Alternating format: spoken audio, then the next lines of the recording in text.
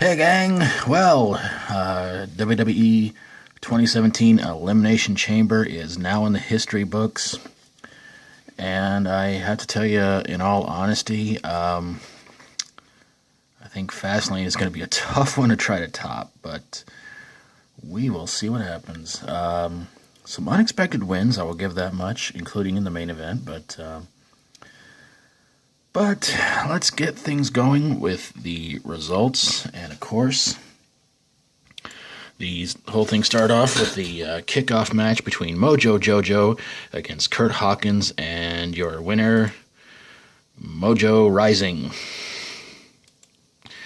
And the event started off with a match between Becky Lynch and Mickie James, and your winner, Becky Lynch. And then it was a handicap match between Apollo Crews and Kalisto against Dolph Ziggler, and your winners are Apollo Crews and Kalisto. And then there was the big tag title turmoil match as the American Alpha defended the tag titles against the Usos, Heath Slater and Rhino, the Ascension, Breezango, and the Vaudevillains, and your winners, and still the tag team champions, American Alpha. And then there was a match between Brie Bella and Natalya, in which resulted in a double countout. And then there was Luke Harper taking on Randy Orton, and what a shock, Randy Orton won that one. Then there was the women's title match between Alexa Bliss and Naomi, and your winner and new women's champion, Naomi. Congratulations. And then there was the big main event as John Cena defended the WWE Championship against Intercontinental Champion Dean Ambrose, Baron Corbin, AJ Styles, Bray Wyatt, and The Miz. And your winner in the Elimination Chamber match and new WWE Champion, Bray Wyatt. Oh, my lord. What can I say, gang? Kickoff show match. Anybody even care? Kurt Hawkins. I mean, come on. They set this guy up as supposed to be some sort of WWE version of Chuck Norris jokes, and that's pretty much what he's become, is a big joke since he's returned. So it's pretty much a throwaway match. Pretty much really one of those kind of matches that you probably just could have gotten up, gone do something, and come back and probably didn't miss much anything. Becky Lynch defeating Mickie James. I gotta tell you in all honesty, if Mickie James winds up back in TNA before the end of the year, I will not be a bit surprised. It seems like she's just doing nothing but jobbing to the new talent and everything like that. And I think it's really unfortunate because she was such an awesome women's champion, and for some reason they kind of shamed her before she left WWE, and then she goes to TNA, finds great success there, and then all of a sudden it's like they bring her back, and she's just, yeah. Like I said, if she's back in TNA before the end of the year, I'm not going to be one bit surprised. And to be honest with you, without Dixie Carter throwing around all that money and losing it, it could probably happen. Apollo Crews and Kalisto defeating Dolph Ziggler. I read that after the match, there was some sort of a chant of thank you, Dolph, after he pummeled Apollo Crews and Kalisto with a steel chair. Let's face it, Dolph Ziggler is getting more over as a heel, and he is beating up two guys that nobody cares about, nobody likes. And to me, it's like, I don't get why. I've seen Apollo Crews wrestle. He's amazing. Kalisto, he's good too. But why the fans don't like him, I don't know. But they're digging on Ziggler. What can I say? American Alpha keeping their tag titles in the tag title turmoil match. If it had said the Usos were the new champions, I probably wouldn't be a bit surprised. Or if Heath Slater and Rhino retained, or got him back, I should say, I would not have been surprised. But the Fashion Police, Breezango, not getting the belts. They were one of my picks, and apparently it wound up being American Alpha versus the Ascension. And well, I guess trying to give the Ascension somewhat of a push kind of got killed off right then and there. I don't know, but I guess that win they got on SmackDown. I almost said this past Friday. Actually, it was almost last Tuesday. I guess it really meant nothing. It was just kind of a tease, and they like doing that. I was like, the Ascension could be the new tag team champions. They were the longest reigning NXT tag champions. So, what are we gonna do with them? I don't know. Nikki Bella and Natalya going to a double countout. I'm really not that shocked over that one. Probably take this thing to WrestleMania, but it's probably going to be another match nobody's really going to give a crap about. I don't know. I don't like where they're going with the storyline. It's just kind of like meh.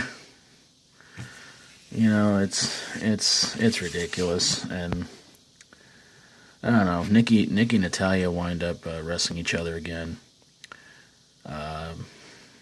If it's at WrestleMania, it's probably going to be nothing big, or it could be another 10 Diva tag match with Team Nikki versus Team Natalya, and probably on the pre-show. Randy Orton defeating Luke Harper, or as I like to call him, the homeless version of the lead singer of System of a Down.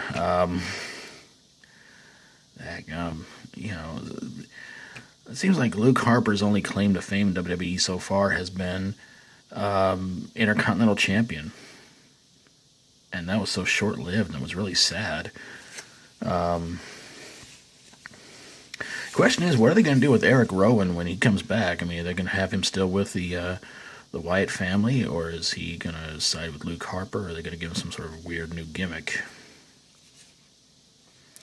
I look at it this way. If you're not in the Wyatt family anymore, shave that freaking beard. Naomi winning the women's title from Alexa Bliss. I actually liked reading that. I thought that was very, very cool. Naomi is really getting over with that entrance. But yeah, it's really cool to see her become the women's champion. And you know, since the induction of the SmackDown Women's Championship belt, it's changed hands quite often, which you got to give it variety. You got to switch it around a little bit every once in a while, and it seems like that WWE's, I guess, paying attention to whoever's really getting over with the crowd, and Naomi seemed to, and seemed like that was the right choice to give her the belt. So congratulations again to Naomi. Bray Wyatt winning the WWE Championship in the Elimination Chamber. My God, thank you. Thank you, God. Thank you, WWE, for making the right choice. I mean, come on, let's friggin' face it. Who wanted to see Cena versus Orton for the umpteenth time on an umpteenth pay-per-view? It's been done to death, okay? Technically, Randy Orton and John Cena wrestled at WrestleMania. It was a triple threat match, you remember. I think it was WrestleMania 24.